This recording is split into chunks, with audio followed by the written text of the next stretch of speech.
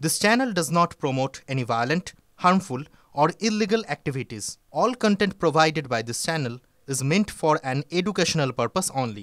Top quality और consistent performance के लिए सिर्फ सिल्वर पंप्स नाम याद रखना। দুই পক্ষের মধ্যে কোনো একটা বিষয় নিয়ে বিবাদ হয়েছিল বলে জানতে পারা যায়, হতে পারে সেটা মিটিয়েও নেওয়া যায়, কিন্তু তার জন্য হয়তো মেনে নিলাম একটু বাকবিতণ্ডাও হয়েছে, কিন্তু বন্দুক নিয়ে বিয়ে বাড়িতে আমন্ত্রিত কেউ সেইটা নিয়েও প্রশ্ন উঠছে। বন্দুক হাতে তিনি বিয়ে বাড়িতে কেন গিয়েছিলেন এবং তারপর গুলিও চলল, একটু দেখুন বিস্তারিত। পাশেই রক্তারক্তি, বিয়ে বাড়িতে খুন, ভাঙচুর, গুলি। শনিবার দুর্গাপুরের 25 নম্বর ওয়ার্ডে ভ্যাম্বে কলোনিতে ছিল বিয়ে বাড়ির অনুষ্ঠান। আচমকাই তা বদলে যায় কার্যত যুদ্ধক্ষেত্রে। বরপক্ষ কনেপক্ষের অশান্তিতে খুন যুবক।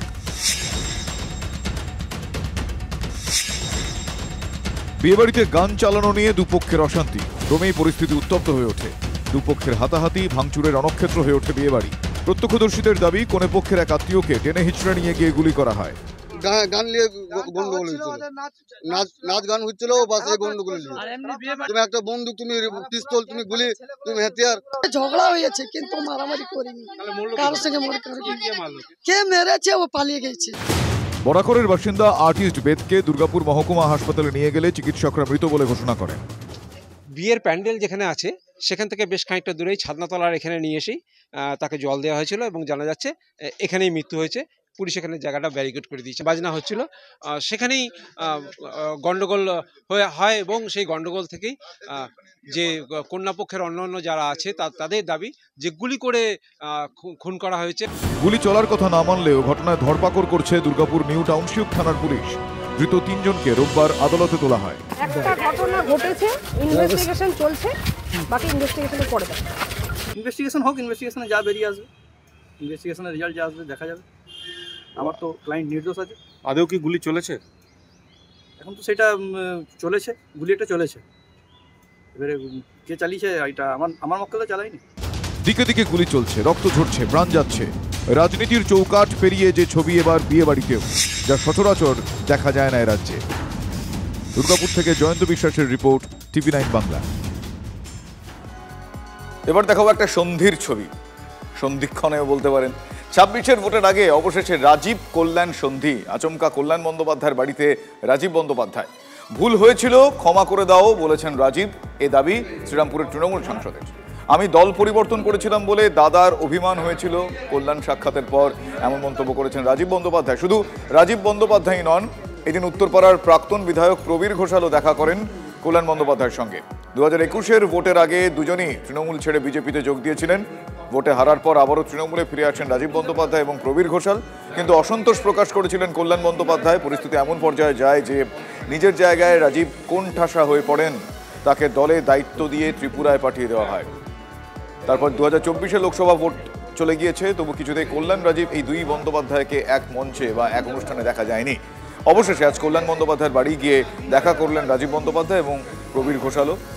দল তো তোমার প্রতি কোনো অবিচার করেনি, তাহলে কেন তৃণমূল ছেড়েছিলে? রাজীবকে একথা জিজ্ঞেস করেন কল্যাণ বন্দ্যোপাধ্যায়। আর তারপরেই তৃণমূল সাংসদের মন্তব্য, দিদি যখন গ্রহণ করেছেন তিনি কেন কিছু বলতে যাবেন? ও আজ আমার সঙ্গে দেখা করতে এসেছিল, দেখা করলো, বললো দাদা ভুল টুল হয়েছে, ক্ষমা করো।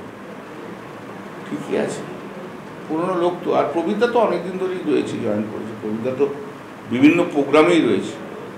2026-এ নির্বাচন আসছে, সবাইকে নিয়ে তো চলতে হবে, সবাইকে নিয়ে কাজ করতে হবে।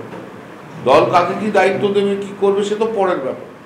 কিন্তু এখন তো অনেক বড় কাজের মধ্যে ভোটার লিস্ট নিয়ে বিভিন্ন কাজ আছে, তাতে থেকে সবাইকে 34 জন যে দিদি একটা কমিটি তৈরি করে দিয়েছে, তার মধ্যে রাজীবও আছে, আমিও আছি। অতএব সবাই মিলে কাজ করতে হবে। দেখা করতে এসেছিল। এমনি তো ব্যক্তিগত তো আমার সঙ্গে কোনো কিছু নেই।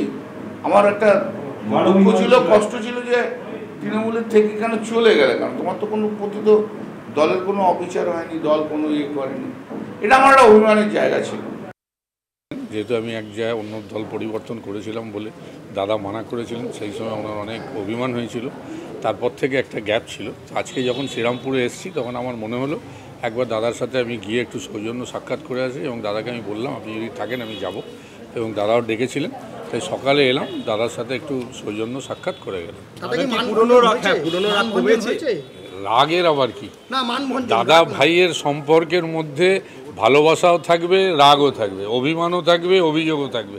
সুতরাং এটা নিজেদের ব্যাপার এবং দাদার সাথে আজ দেখা হয় অত্যন্ত ভালো লাগলো। দাদাও জড়িয়ে ধরলেন, আলিঙ্গন করলেন। আমার আশা করি আবার আমরা যেরকম দাদা ভাইয়ের সম্পর্ক ছিল, একদিকে একই দল করছি, দুজনেই আমরা দলের কর্মী, দাদা সাংসদ, সুতরাং দাদা ভাইয়ের সম্পর্ক আগামী দিনে অটুট থাকবে। বিধানসভা ভোটের আগে চার্টার্ড বিমানে চেপে দিল্লিতে গিয়ে বিজেপিতে যোগ দিয়েছিলেন রাজীব বন্দ্যোপাধ্যায়। বিজেপির টিকিটে রাজীব হেরে গিয়ে তৃণমূল কংগ্রেসে ফিরে এসেছিলেন। তারপরেও রাজীবকে গদ্দার, দুর্নীতিগ্রস্ত বলে আক্রমণ করেছিলেন শ্রীরামপুরের তৃণমূল সাংসদ। কি বলে আক্রমণ করেছিলেন আজ এই প্রেক্ষাপটে আসুন একবার স্মরণ করুন। কুণাল ঘোষের কাছে গেল, কি করলো না করলো আমার কিছু এসে যাচ্ছে না। Rajib Banerjee value is zero, সেটা প্রমাণ করে আমরা দেখিয়ে দিয়েছি। এরপর ওকে নিলে কি উপকারিতা হবে না উপকারিতা হবে, কুণাল যদি ডিসাইড করবে, বা উপরের লেভেলের যখন যারা ডিসাইড করবে। দিদি তো কালকে একটা কথা বলেছেন পরিষ্কার করে যে গদ্দারদের নেওয়া হবে না। এখন সেই প্যারামিটারটা কি, সেই প্যারামিটারটা তো নিঃসন্দেহে মমতা দি এবং অন্যান্য নেতারা ঠিক করবেন। শীর্ষ নেতৃত্বরা যা ডিসিশন নেবেন তা তো সবাইকে মেনে চলতেই হবে, আমাকেও মেনে চলতে হবে। তবে আমি জানি না যে এরকম একটা টপ টু বটম যে একজন করাপ্টেড লোক, সেই করাপ্টেড লোককে দলে কেন জয়েন করানো হলো আমি জানি না তা। তৃণমূলে ফেরার আগে কল্যাণ বন্দ্যোপাধ্যায়ের আক্রমণ প্রসঙ্গে রাজীব বন্দ্যোপাধ্যায় কি বলেছিলেন এবার সেটা শোনাবো। কল্যাণ বন্দ্যোপাধ্যায় আমার শ্রদ্ধেয় অভিভাবক, তার সাথে আমার ভালো সম্পর্ক। আমার এই দল ছাড়াটায় উনি এত দুঃখ পেয়েছিলেন, সেই শোক এখনও তিনি ভুলতে পারেননি। তাই তিনি কিছু বক্তব্য রেখেছেন, সেটা তার ব্যক্তিগত মত। দল যখন সিদ্ধান্ত নিয়েছে জয়েন করানো, সুতরাং এটা দলের সর্বোচ্চ নেতৃত্বের সিদ্ধান্ত। সুতরাং আমি জয়েন করেছি, আশা করি এসব থাকবে না। সবার সাথে আমার সুসম্পর্ক ছিল, আছে, থাকবে।